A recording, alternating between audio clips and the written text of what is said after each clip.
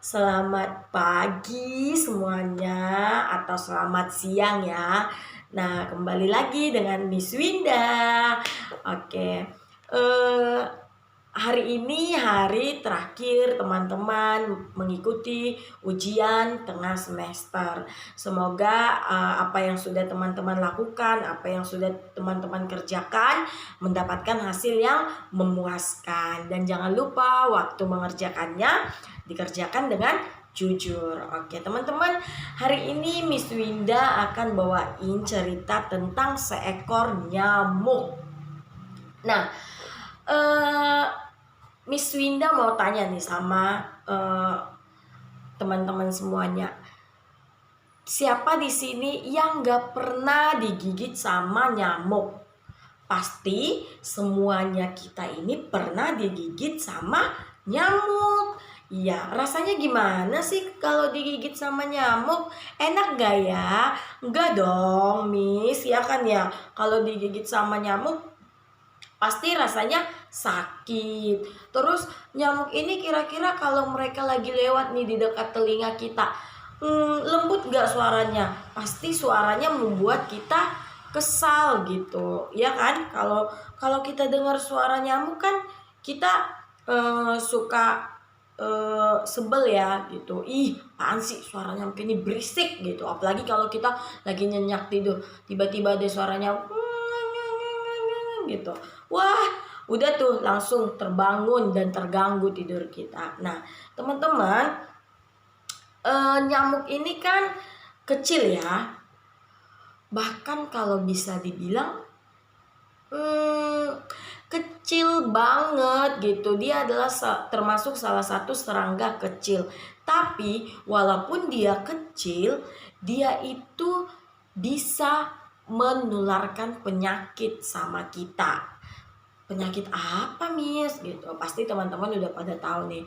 Kalau kita digigit nyamuk, kita akan terkena yang namanya penyakit demam berdarah atau DBD. Kemudian ada yang namanya penyakit malaria. Nah, teman-teman, mengenai nyamuk ini, ternyata nyamuk ini merupakan salah satu tulah yang diberikan Allah kepada bangsa Mesir untuk mengingatkan Firaun. Teman-teman boleh buka Alkitabnya di Keluaran 8 ayat 16 sampai 19. Keluaran 8 ayat 16 sampai 19. Sunda bacain ya. Tulah ketiga, nyamuk. Berfirmanlah Tuhan kepada Musa, katakanlah kepada Harun, ulurkanlah tongkatmu dan pukulkanlah itu ke debu tanah, maka debu itu akan menjadi nyamuk di seluruh tanah Mesir. Lalu mereka berbuat demikian. Harun mengulurkan tangannya dengan tongkatnya dan memukulkannya ke debu tanah. Maka nyamuk-nyamuk itu hingga pada manusia dan pada binatang. Segala debu tanah menjadi nyamuk di seluruh tanah Mesir. Para ahli itu pun membuat yang demikian juga dengan ilmu-ilmu mantranya untuk mengadakan nyamuk-nyamuk, tetapi mereka tidak dapat. Demikianlah nyamuk-nyamuk itu hingga pada manusia dan pada binatang. Lalu berkatalah para ahli itu kepada Firaun, inilah tangan Allah, tetapi hati Firaun berkeras dan ia tidak mau mendengarkan mereka, seperti yang telah difirmankan Tuhan. Nah, teman-teman, ada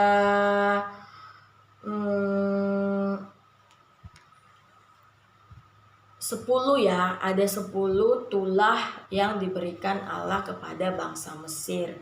Tulah kedua itu tentang katak, tulah ketiga itu tentang nyamuk, dan tulah keempat itu tentang lalat pikat.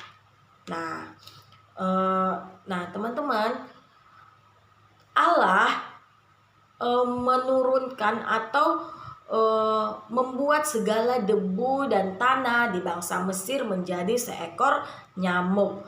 Tujuannya Tuhan apa? Membuat itu supaya mengingatkan Firaun, supaya dia mau mendengarkan apa yang diperintahkan oleh Allah supaya dia melembutkan hatinya. Karena apa? Karena pada dasarnya Firaun memiliki hati yang sangat keras. Dan kalau kita punya hati yang keras kepala gitu, nggak mau mendengarkan orang lain, nggak mau mendengarkan perintah Tuhan, itu adalah salah satu perilaku atau ciri orang yang tidak baik gitu. Nah, teman-teman, nyamuk dipakai Tuhan untuk mengingatkan Firaun supaya dia mengubah hatinya menjadi lembut. Nah, terkadang kita juga nih, pasti anak-anak sekalian, contohnya waktu kita main sepeda-sepedaan, mami kita udah bilang nih, naik sepedanya jangan kencang-kencang ya, pelan-pelan aja, nanti takut jatuh gitu. Tapi kita tetap sama pendirian kita, sok-sokan, ya udah aku kan udah besar, hebat nih, bisa nih naik sepeda kencang gitu. Nah, kita bawa sepedanya melaju dengan cepat dan kencang. Akhirnya apa? Akhirnya kita jatuh gitu. Nah, itu tadi salah satu contoh kalau kita nggak mendengarkan perintah gitu, nggak mau taat sama apa yang sudah diucapkan oleh orang tua kita. Nah, teman-teman, tulah ketiga tadi adalah tentang nyamuk, di mana tulah ketiga ini diturunkan Allah untuk bangsa Mesir supaya Raja Firaun itu mengubah hatinya yang keras menjadi lembut. Tapi ternyata Firaun itu tidak mengubah hatinya. Dia tetap dengan pendiriannya. Dia nggak mau mendengarkan Tuhan. Dia nggak mau mendengarkan perintah Allah. Makanya sampai ada yang namanya tulah keempat, tulah kelima, tulah keenam, dan seterusnya gitu. Nah, teman-teman, dari cerita hari ini, dari renungan hari ini, kita belajar untuk kita memiliki hati yang lembut. Kita belajar untuk kita menjadi orang-orang yang mau mendengarkan perintah Allah. Kita mau menjadi orang-orang yang mau taat sama Tuhan. Karena apa? Karena ketika kita menjadi orang-orang yang taat sama perintah Allah, maka kita akan menjadi orang-orang kesukaannya Tuhan. Nah, kita sama-sama belajar ya, sama-sama belajar. Miss Winda belajar untuk melembutkan hati, teman-teman juga belajar untuk melembutkan hati. Selama kita hidup, kita harus terus belajar untuk menjadi orang yang baik, untuk menjadi orang yang lebih baik lagi. Oke teman-teman, sampai di sini dulu renungannya. Semoga apa yang Miss Winda sampaikan bisa menjadi pedoman, bisa menjadi pegangan buat teman-teman menjalani kehidupan ke depan, buat menjalani hari-hari yang masih Tuhan percayakan untuk kita semuanya. Oke teman-teman, selamat belajar dan semoga kita semuanya dalam keadaan sehat-sehat. Terima kasih, Tuhan memberkati. Bye semuanya, shalom.